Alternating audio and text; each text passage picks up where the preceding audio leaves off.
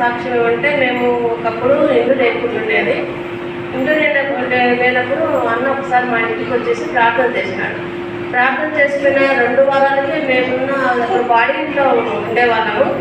అప్పుడు అన్న వచ్చి ప్రార్థన చేసిపోయిన వెంటనే 2 వారాలకి ఆ ఇంటి యజమాని వచ్చి ఏం చెప్పాడంటే, ఇంట్లో అమ్ముతామమ్మా అని చెప్పినాడు. ఇంట్లో అమ్ముతా ఉన్నప్పుడు మేము వెంటనే వెళ్ళి అడ్వాన్స్ ఇచ్చేసినాము. కానీ ఇంట్లో పడుకున్న తర్వాత చాలా సోదరులు అసలు పోలీస్ స్టేషన్ చుట్టూ అన్నీ చాలా ఇబ్బందులు జరిగినాయి. కానీ అందరం చెప్పి ప్రార్థన చేయించుకున్నాము. అటువంటి సోదరులను ఏమీ లేకుండా దేవుడు తీసేసినాడు. దేవుడు చేసిన మంచి పనులకు కృతజ్ఞతలు చెల్లిస్తున్నాను. అంతేకాకుండా నేను చర్చికి రావాలని హడావుడి నైట్ డ్యూటీ అయిపోయి హడావుడు వస్తున్న సమయంలో బేతల్ చర్చి కూడా అది కూడా మాకు చర్చి పోవాలని వాళ్ళు ఉన్నారు. కారు రీటర్నింగ్ తీసుకుంటుంది. తీసుకుని వెనక్కి నేను నా బండి ఇట్లా వెనక్కి వెళ్ళిపోతుంది. ఫాస్ట్గా కారు వెనక్కి వచ్చేసాము. నాకు అసలు తగిలింది, కింద పడిపోతానని అనుకున్నాను నేను. కానీ నా వెనకాల ఒక వ్యక్తి రే రే రే అని అరుస్తున్నాడు.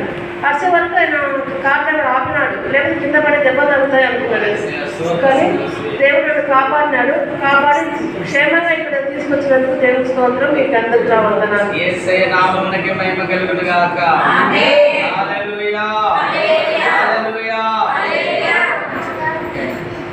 దేవునికి స్తోత్రం. అక్కగారు మంచి సాక్ష్యం చెప్పారు.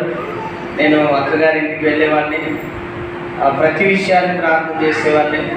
ముఖ్యంగా అక్కగారి ఆరోగ్యం కోసం నేను ప్రార్థన చేస్తున్నాను. అక్కగారికి సొంత ఇల్లు లేనప్పుడు కన్నీళ్ళు విడిచి ప్రార్థన చేశాను. ప్రభా, అక్కగారి కుటుంబానికి సొంత ఇల్లు కావాలి ప్రభా అని ప్రార్థన చేసినప్పుడు దేవుడు డబుల్ బెడ్రూమ్ ఇల్లు, చాలా ఒక 30 లక్షల రూపాయలతో కట్టబడిన ఇల్లు ఈరోజు వాళ్ళు ఇల్లు కట్టుకుని ఉన్నారు. అందుని బట్టి యేసయ్య నామమునకే మహిమ కలుగును గాక. నేను బాగా చెప్తాను, బాగానంటే దేవునికి మనుషులకు మధ్యవర్తీలు సేవకుల ప్రార్థనలు విని దేవుడు సహాయం చేస్తున్నాడు అంటే తప్పకుండా మీ ప్రార్థన విని కూడా దేవుడు సహాయం చేస్తాడు. హల్లెలూయా. ఎందుకంటే నేను మీలాంటి మనిషిని.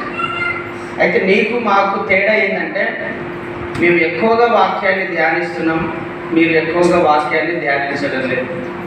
మేము ఎక్కువగా ప్రార్థన చేస్తున్నాం, మీరు ఎక్కువగా ప్రార్థన చేయడం లేదు. మేము దేవుని పని చేయాలని చూస్తున్నాం, మీరు మీ పనులు చేసుకోవడానికి చూస్తున్నారు. తేడా అంతే. అర్థమైంది మీకు?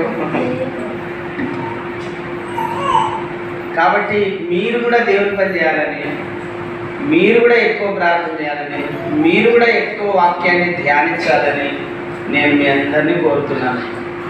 అప్పుడేమవుతారు? మీరు కూడా సేవకురాళ్ళు అవుతారు. హల్లెలూయా.